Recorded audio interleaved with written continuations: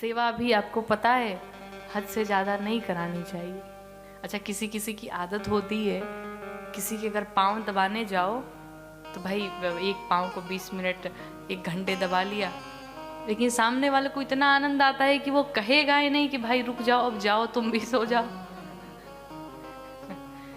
एक ऐसे ही गुरुजी थे, अब चेला सेवा में लगा हुआ था, पाँव दबाए जा रहा था। गुरुजी ने पूछा, बेटा ये बताओ तुम कितने भाई बहन हो? उस बेटे ने कहा, बालक ने कहा, गुरुजी हम 4 भाई हैं। अच्छा, गुरुजी सो गए। रात के 12 बजे दबाया चला जा रहा है। गुरुजी फिर उठे, बेटा कितने भाई हो? तो बोलता है, गुरुजी 4 भाई। गुरुजी फिर सो गए।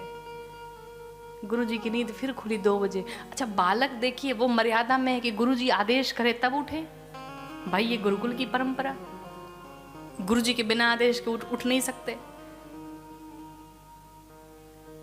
तो गुरुजी फिर उठे रात के 2 बजे, फिर उठ करके बोले, बेटा कितने भाई हो? कहा, गुरुजी हम 3 भाई हैं। तो गुरुजी ने पूछा, लाला अभी तो तुम कह रहे थे हम 4 भाई हैं, फिर 3 कहाँ से?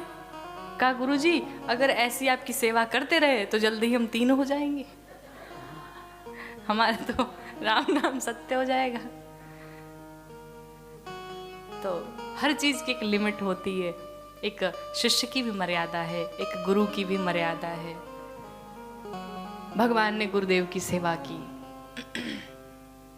सेवा करके जब राम जी शयन करने गए तो लक्ष्मण जी चरणों को दबाते हैं। सबसे अंत में लक्ष्मण जी शयन की और सबसे पहले उठ गए। प्रातः काल जब हुआ तो भगवान राम ने सोचा, गुरुदेव के लिए पूजा करेंगे तो उन्हें पुष्प चाहिए। तो पुष्प के लिए गुरुदेव से आज्ञा लेकर के आज भगवान राम महाराज जनक की पुष्प वाटिका में पहुंचे। मानस जी में 2 वाटिकाएं, एक है पुष्प वाटिका और एक है अशोक वाटिका, और दोनों जगह श्री जानकी जी हैं। लेकिन पुष्प वाटिका में मेरी मैया बड़ी प्रसन्न है। क्यों? आज भक्ति भगवान से मिल रही है। ये जनक जी की योग वाटिका है, इसलिए माँ जानकी प्रसन्न है। और उधर रावण की अशोक वाटिका, वो अशोक वाटिका नहीं, रावण की भोग वाटिका है, इसलिए भक्ति महारानी प्रसन्न नहीं, रोए जा रही। यही दोनों में अंतर है। भगवान राम पहुंचे पुष्प वाटिका में पुष्प लेने के लिए। लिखते हैं गोस्वामी जी, किस समय जानी गुर आय सुपाई, समय जानी गुर आय सुपाई, ले ना प्रसूना चले दो भाई, ले ना प्रसूना।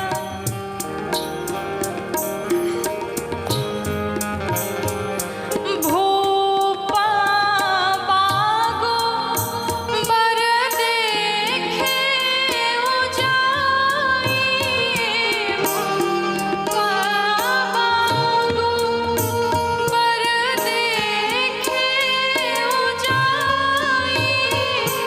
जहाँ बसंत ऋतु रहे लो भाई, जहाँ बसंत ऋतु रहे लो भाई। लागे विटपा मनोहर नाना, लागे विटपा मनोहर नाना, वरना वरना वरवे विताना, वरना वरना वरवे विताना। भगवान राम पुष्प वाटिका में पहुंचे। महाराज जनक की ये पुष्प वाटिका ऐसे शोभायमान हो रही जैसे मानो बसंत ऋतु आए तो गया ही नहीं। सभी पुष्प, सभी वट वृक्ष, पौधे नव पल्लवित हैं, हरे भरे हैं। उस वाटिका के मध्य में एक सरोवर है जिसके सप्त सोपान कहें तो 7 सीढ़ियां मड़ियों से जड़ित हैं। और आज उस वाटिका में 5 प्रकार के पक्षी आए हैं कि चातक कोकिला कीरा चकोरा कूजत विहगा नटत काला मोरा। ये 4 प्रकार के जो पक्षी हैं, चातक, कोकिल, कीर और चकोर, ये आपस में कहते कूजत बिहग, आपस में बातें कर रहे हैं। लेकिन जो 5वां पक्षी मोर है वो कहते हैं नटत कल मोरा, वो बात नहीं कर रहा है, वो तो सिर्फ नृत्य किए जा रहा है। ये 5 प्रकार के पक्षी हैं कौन? तो कहते अर्थ, आर्त, ज्ञानी, जिज्ञासु, भक्त। पहला जो पक्षी वो अर्थार्थी है, अर्थात अर्थ के कारण भगवान की शरणागति हुई। आर्त दूसरा कहें दुखित होकर के भगवान की शरण में आया। तीसरा ज्ञानी है जो जानता है भगवान को इसलिए आया। और चौथा जिज्ञासु है, वो जानना चाहता है भगवान को इसलिए आया। लेकिन जो 5वां पक्षी मोर है वो भक्त है, और भक्त बोलते नहीं, भक्त के सिर्फ और सिर्फ आंखें ही बोलते हैं। भक्त तो सिर्फ रघुनाथ जी को पाकर के नृत्य करता रहता है।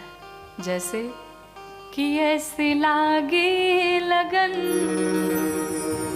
मेरा हो गई मगन, वो तो गली गली हर गुना हर गाने लगे।